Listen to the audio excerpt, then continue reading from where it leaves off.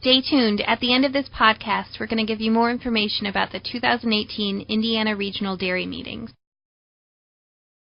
Welcome to the Dairy Digest. I'm Dr. Jackie Borman. In today's version of the Purdue Dairy Digest, we will be discussing dairy consumption in the United States.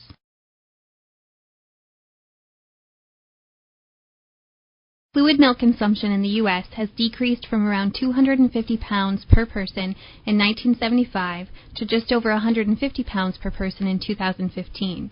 That is almost a 100-pound reduction in fluid milk consumption per person in just 40 years. However, in that same time period, Americans have almost doubled their cheese consumption, now consuming over 37 pounds of cheese per year. At the same time, yogurt consumption has increased by over sevenfold, with Americans now consuming almost 15 pounds of yogurt per year. These increases in dairy products have actually increased the consumption of dairy equivalents to over 625 pounds of milk per year when we consider all of the milk used for both fluid consumption and dairy products. Milk fat is high in saturated fat, and dietary recommendations that were based on research done in the 1950s indicated that we should reduce the amount of saturated fat we are consuming. As a result, Americans have been decreasing their consumption of whole milk and replacing that with fat-free or reduced fat milk, as well as other beverages. More recent and robust research has indicated that full-fat dairy consumption actually reduces the risk of heart disease, diabetes, and obesity.